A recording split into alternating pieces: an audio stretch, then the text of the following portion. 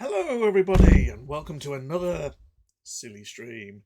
Yes, I know. Here's a man that doesn't know the meta. Here's a man that doesn't read instructions and doesn't know what's going on, and creates anti-meta decks to beat the meta, and then gets criticised for not knowing what the hell's happening. Hey, such is life. I thought for a bit of a change, I'd do a deck. I haven't done a deck in a few streams, mainly because, well, what are we doing in a few streams? We're doing card reviews and why Wolfens is bad when actually it's not actually that bad. Thank you, Chester. If it makes you chuckle, I will rename the stream. Well, I will do whatever it takes to make Chester Hendricks laugh. And yeah, I'll do it. So anyway, I thought I'd do a deck. Thought I'd do something a bit different. It's going to go back a bit. It's not current meta. It uses various cards that I'm a little surprised people aren't actually using. But then again, we can talk about that as well. Um, and I actually quite like this deck. It's really, really hard to play. It's an absolute to play, but it's a bucket load of fun. And it's by a guy called Barry Young. And for those of you that have gone back and looked at the second World Championship, Barry Young came fourth. Very highly regarded player, played a lot of Davian, played a lot of Swarm, played a lot of Pilot in those early years, won a lot of tournaments, very, very smart man, and such like. So Barry's deck, and I've got Lackey up here. Let's get rid of the BT Tactics stuff for the moment. Is called Morgan Kell and the Seven Dwarves. So I suppose if we're going to call the deck Morgan Kell and the Seven Dwarves, we might as well start with the bearded wonder himself. And boy, does this man have some hair. Whoa, he looks like a part man, part lion. Uh, Great pilot, very, very underused. Loads of people miss him off their lists. And when you look at his abilities, you really struggle to work out why. So, quick look. Here he is for 5T. He's a pilot that gives you 2 initiative, and his tech says if pilot piloted by Morgan Kell. That just sounds incredibly dodgy, doesn't it? Sounds like one of those tandem sky jump dives where people jump out with people and whatever else. So if mech piloted by Morgan Kell attacks alone, it cannot be blocked. At the end of the mission, put Morgan Kell in your hand. Okay, so you sacrifice him, but you get a free attack. It's like an inside job. And that's great if you've got Solaris contacts, because next turn you just tap it, stick him back out again, and you get a free attack. It's like a permanent inside job. So let's add the man himself. We'll use the Commander's Edition version. Just for those of you that aren't familiar with Inside Job, it says scrap when revealed, choose one of your mechs. If that mech attacks alone, it cannot be blocked this turn. Fine. Morgan Kell's got that built in. Right then. So, who or what are our 7 dwarves? Well, we're going to go for my good old friend Gustav Olsen, champion of Solaris's favourite inner sphere unit, the good old Prom Queen. And I can't spell it because it's an O. We're going to go with Prometheus. This is dwarf number uno. Okay, maybe not quite so much of a dwarf because it's a dire wolf, but hey ho, such is the world. And as I've often said, just thought I'd throw that in there.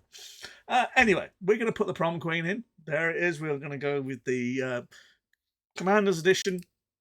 And this little beauty, beauty is not a word. It is not a word. It is an ugly looking thing, and you know that he's going to dish out a world of pain. At 411, 4 armor, 11 structure, 10 attack, overheat, 4+6 alpha 2, and -1 attack against it. If this thing hits the table, it's just a monster. So that's dwarf number 1. Probably grumpy, I would suspect, on the dwarf scale. So now we can add our other dwarves in Sneezy, Bashful, and whatever else. And they are going to be 6 of El Pistolero, yes, the Gunslinger. 397, jump, ECM, long range 2 for a straight 10. And for those of you who are watching, you will see that the Gunslinger has no asset buyouts, and neither does the Prom Queen. Okay, and that's very useful in this deck, because how are we going to get them on the table? we are going to use a very dodgy card called Diamond Wills. And you know, one of the reasons for this is to, you know, go back and revisit the Big Mech thing where everyone used this card to put Daishies into play. Nobody went with the Inner Sphere stuff. Everyone was playing Daishies with A and putting in weapons depots with L and M, and because Diamond Wills basically allows you to activate a unit without paying the base cost. So we'll put 3 Diamond Wills in. Okay, Diamond Wills is 2 resources, tap it, roll a die, use the ability during the deploy phase. 1, scrap it. 2 to 5, gain the number of resources equal to the die roll. So average die roll is 3, so you're tapping it for 2 and gaining 1. So at that, it's okay. Obviously, we don't want the dreaded Snake Eyes one and scrap itself because we just wasted everything. But the actual beauty of this, the bonus of this, is the good old 6, where it says once this turn you may activate a card ignoring its base construction cost. And the base construction cost, when we look at the Gunslinger, is 10. There are no asset buyouts. And Prometheus, 20. No asset buyouts. If we'd have gone and put in something like the good old Thunderhawk, maybe turning it into a Steiner deck, for example, you can see the base cost is 12, and we have 2 assembly and 2 logistics buyouts, which are going to be a pain because if we get a 6 on our Diamond Wills, we get the 12, we don't get the 2A, 2L, and we're tying ourselves to assembly logistics. So this is why we are playing with the Gunslinger and Diamond Wills and Prometheus. And of course, you know where you're going to put Morgan Kell, aren't you? You're going to stick it on the Prom Queen or one of the Dwarves, and away they go. A free attack for 7 or very, very horrible amounts there. Okay, very, very horrible amounts. And that can be against a resource if you pull this really early and limit your opponent, or you can just go and smack the pile and then try and end the game quick. Whatever. Okay, so this is a pre-Commander's Edition deck. So the first thing we need is a little bit of protection for our Diamond Wills, and we will go with the good old Mongoose, and we'd probably go with 5 of those. Now I know this is going to go anti-Commander's Edition, and in fact I should take all of those out and use the original one, just because it's correct. I'm not slapping a Comstar symbol in the middle of a Davian deck, which is fine. And then after I've done the rest of the deck, we'll explore some of the options for those of you that want to have another go at this, another crack at it, because the Mongoose was out at the time, and where are we? The good old Diamond Wills is Arsenal. So at this point, it was still the Mongoose was still generic in its sphere. And that's when this deck was created. So we go with some Mongoose. We'll go with our wonderfully broken Night Sky, wherever you are. The original 2-cost broken as hell version, which got replaced. But I'm doing it at the moment because this is the deck as it originally was, and then we'll tweak it in a minute. And we'll have the good old Centurion 9D, good old reliable midline 6, a few damage stuff. And at that point, we can add what else we want. How many mechs are we on? We are on 6, 12, 18, 24, 25. We could tweak that slightly. You could go with, if you wanted, the Wolfhound. It's not a bad one because he's got no buyouts. You could even put this down and hit Diamond Wills early and get this out on turn 1, 2, 2. If you go first, you go 1, then you go 1 into Diamond Wills, roll a 3, 3 on the Wolfhound, out it goes. Yeah, that's not a bad option, is it? I'm not going to go into the Steiner Zeus's, for example, or the Zeus. The Steiner one often features because he's got no buyout. But anyway, we're going to have to play with a bit of assembly for our Centurion and our Mongoose anyway. So we'll add a few support assemblies into the mix. And this is where this deck is absolutely ridiculous and where War Funds looks really good. We'll add a couple of politics. Sorry, not politics, tactics. The standard couple of black markets. Where are we? Oops. I'm making a conscious effort to not go to go with the originals. Really, I should have done that with the gunslinger, but hey ho. And okay, so that's that. So we've got our diamond wheels. We want our wonderful war funds, and we are gonna milk this. We are gonna milk this like the fattest cow in the land. We're gonna go with 6 war funds, and we want to influence our diamond wheels die rolls. So we are gonna go with the field command post, and we're gonna go with 5 of them. Okay, so that's a lot. Sounding like Cilla Black now, for those of you that are of the UK bent. That's a lot of die roll support, and that is really screwy on the assets. I mean, let's face it, we've got 7 assembly and 2 tactics at the moment. I mean, it's got Mulligan written all over it. It's seriously got Mulligan written all over it. Should we do a bit more tactics? Maybe. But you know what? Who cares? Maybe take the Wolfhound out. Who's to say? Put another one in there. Yeah, maybe I might do that. We'll see. And then missions. And now the missions are going to be really fun because we've got the wonderful field command post. And this is quite nice because it allows us to influence die rolls. The night sky jumps. Prometheus jumping. Yeah, that'd be quite funny, wouldn't it? I know you can get heavies with jump. The mongoose doesn't. The gunslinger does. The centurion doesn't. The wolfhound doesn't. Maybe take those out. So I was thinking, one, we might be able to play with a risky combat jump. Okay, it's only 1 card. Maybe, and this is one of my personal favourites. Maybe we can play with a couple of accidental collisions. Because we've got the field command post to influence our die roll. Accidental collision, play only during battle. Choose a mech you control and a mech the opponent controls. 1 to 2, your mech receives damage equal to its tonnage divided by 10. 3 to 6, the opponent's mech receives damage equal to its tonnage divided by 10. So yes, I can smack an Atlas for 10 with one of these, and all I need to do is attack it with my overheating night sky with a hatchet and whatever else it is. Potentially, or whatever, and it goes boom. So accidental collision, loads of fun, and with field command posters around, we can make sure that we use our little weenie and destroy that big blocker.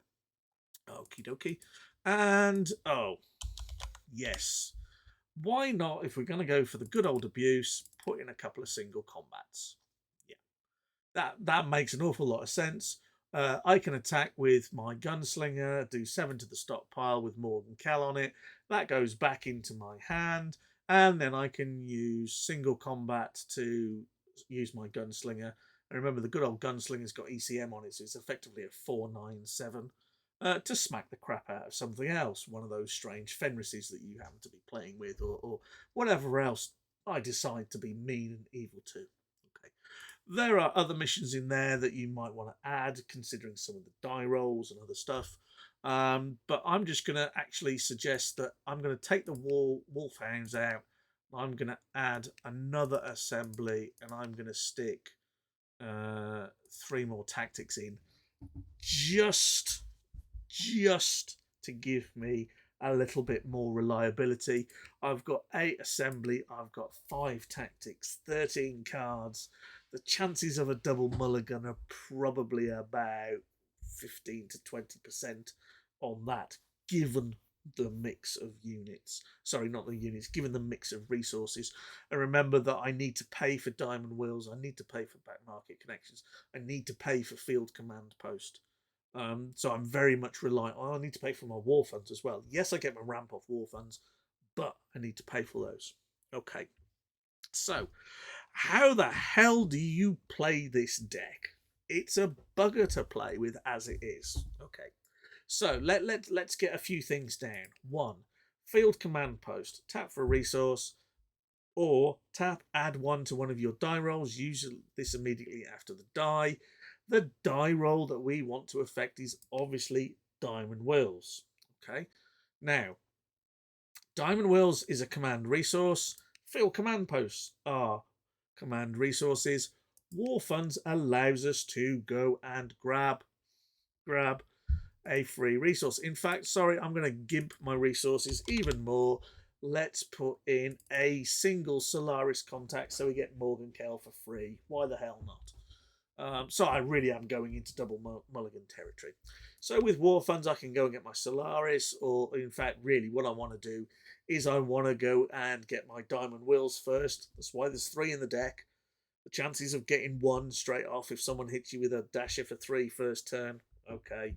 That's why you put 2 things in a deck. But when it's fundamental to a deck working like this is why you put 3 of them in. So it's there to prevent that. And then our swarmish, cheapish mechs, our Centurions, our Mongooses, our Night Skies, are there to help and prevent damage and keep us alive and stop all those blockers and whatever else, whilst we hopefully go and get our Gunslinger or either Prometheus out with our wonderful Diamond Wills.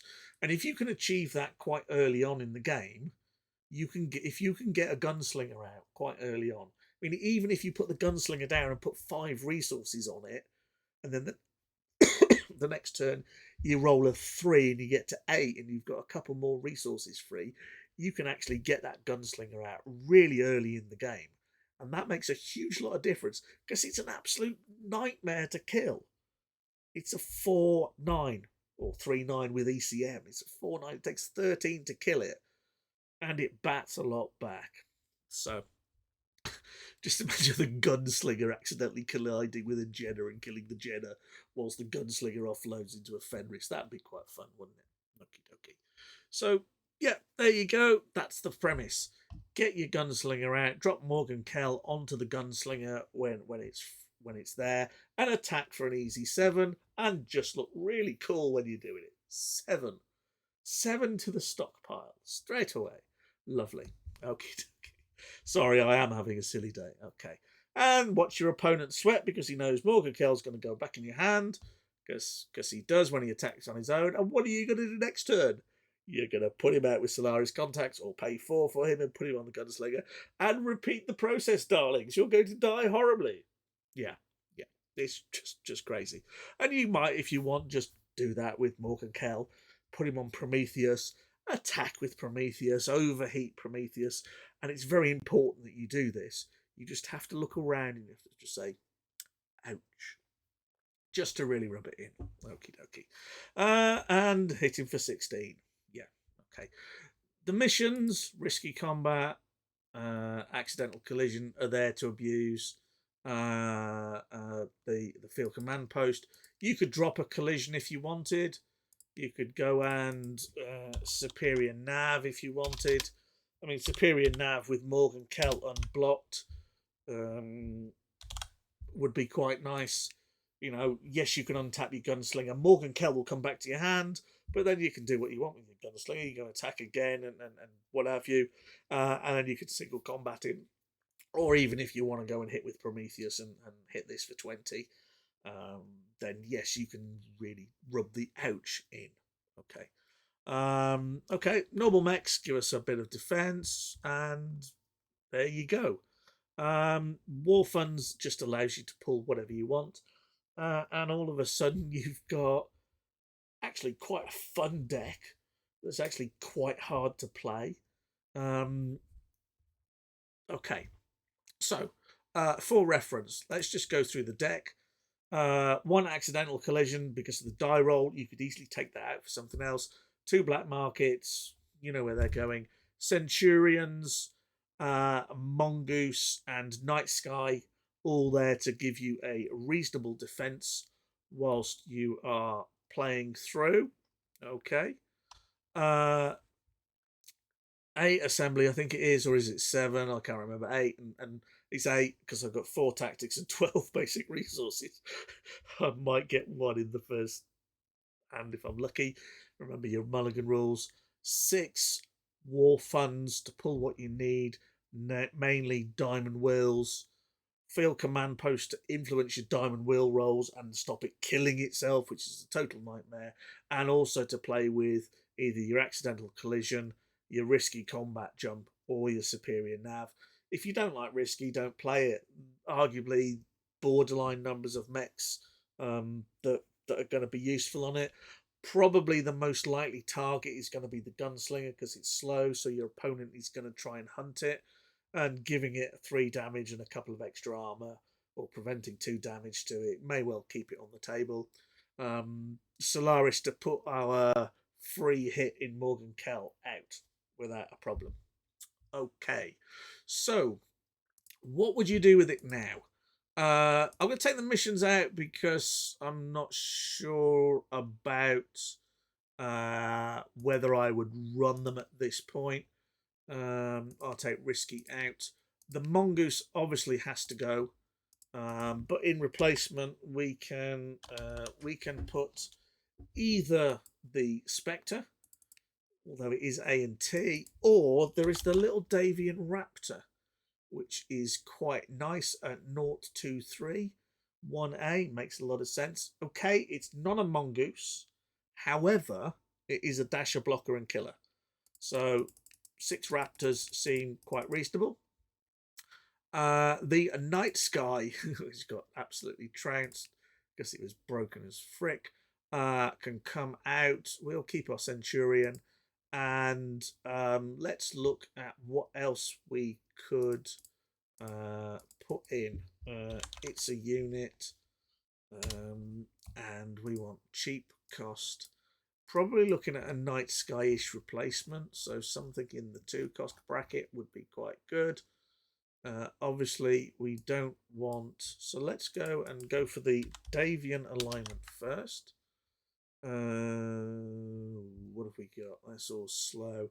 I would like, if possible, if speed doesn't contain S, so I want a faster unit. So you could go with the little Wolfhound from Crusade. The only problem with that is tactics. You might need to increase your tactics up a bit. The Night Sky we know about. The Watchman, the anemic Watchman, a 162 with absolutely no options apart from jump. It might work with your risky combat jump. It works reasonably well. It's never going to change the world. Normally you find that something like the Wolfhound is better. Either this one or the Crusade one. The Dervish is a bit mediocre, really. Missiles don't work. Enfield's got munitions in, Yenlo, Wang, and the Falconer. So let's just change that. Oops, I want to keep my slow speed. Let's see if there's any generic inner sphere ones that. Oops, I've got inner. So let's see if there's anything in here that works. The Centurion we've done. You could go with the 2A as opposed to the D. That wouldn't be a bad choice, especially given the other bits and bods. A's, you've got your quick draw, which just doesn't quite shake it, really, does it? The overheat on that one is crazy, and it's got munitions. Lancelot's Comstar now. Fire starters, bombardiers, chameleon. Yeah, chameleon is okay. If you're going to go with the risky combat jump, then chameleon is probably a better option. So there's a few in there. You could go into vehicles. You could go into something like little warrior or something or other like that, if you wanted. If you play League, then you choose what you want. Practically everything over there hasn't got a buyout, so you could just put a load of mechs in, whatever. In fact, you could, if you went that with League, you could probably even go dump assembly and just go straight tactics. If you've got units that don't require assembly, you could probably drop your Spectre, drop your Raptor, drop your Centurion, put in medium or preferably fast units with no asset buyout, and just play a straight 12 tactics. You know, or maybe reverse them so you've got a couple of assembly for a bit of repair, or even the repairy Barney mobile field post or whatever it is that's tactics based. You could go and put a couple of those in and go completely tactics, should you wish. But the principle would still be the same. Get one of the big dwarves out, one of those 7, using diamond wheels. Morgan Kell, Um, Maybe in League you can pull Morgan Kell because he's got a mercenary keyword, and there are cards that pull the mercenary keyword. So you might have another pilot, for example, or another card that allows you to pull mercenaries.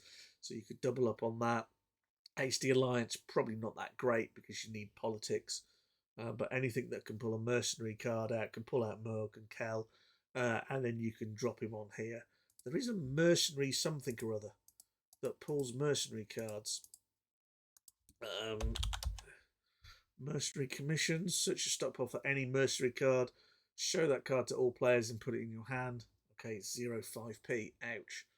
That's a generic contract. Mercenary. Take a mercenary card from a scrap heap and put it in your hand. Use this ability. So, okay, that's all right. Again, one politics. So, not great. And we've only got one Morgan Kell. So there you go. Oh god, I've messed this up. Oh, but I've done it anyway. So, as ever, had to put that in. So much fun. So yeah, that's Morgan Cal and the 7 dwarfs, i.e. Prometheus and 6 gunslingers, which you can send off happily to your opponent's stockpile for a free hit. Anyway, hope you've had some fun. Hope the deck's a bit different, a bit interesting. As I said, hard to play. Never going to win a tournament, but it is basically a bucket load of fun. And there is nothing like that smug grin on your face where you hit the guy for 16 with the Prom Queen, with Morgan Kellon for free. Okay, thank you very much for listening. If you like what you see, hit the like button on Twitch. If you're watching it on YouTube, then hit the subscribe button and you get to know when I put new stuff up there. I've got some more stuff on its way. I need to finish off the Crusade card mech reviews. And, oh yeah, a little one for the Facebook group people. I'm going to put a tournament up there. I think it's about time we gave Michael Cohen a rest. He's been running tournaments all these years so far, and that's going to get into March or March. This month, you idiot. May time next year, or even further than that. So I think when that's going to finish, we'll put something in play, and I'll do that and let Michael have a go. With a bit of luck, I should be. Well, I'm looking to play in the Commander's Edition sealed deck. My personal schedule is stuff that there is nothing major planned during that period of time. Yes, there'll be visits and other shit going on because there always is. Excuse my French, but I should be able to work around that. Whereas at the moment, I have some quite fundamental things that are going to put a big hole in that. So I'm looking to play in that. But anyway, thank you for listening. Thank you for putting up with me. I do try and keep my one listener really happy, and of course as well entertain Chester Hendricks and make him spit his breakfast cereal all over the place, laughing his head off when he listens to this. So thank you for that. If you like it, subscribe to it. If you like the deck, play it. If you don't like it, don't subscribe to it. Don't play it. I'm not forcing anybody to do anything. I'm not telling you what to do. You can say I love it, I hate it, whatever rubs your rhubarb, as we say over here in the UK. And I will see you soon. Probably gonna get another one, maybe two in the next week or so, with a bit of luck. And I'll catch you then for that. And until then, look after yourselves because it's a big bad world out there.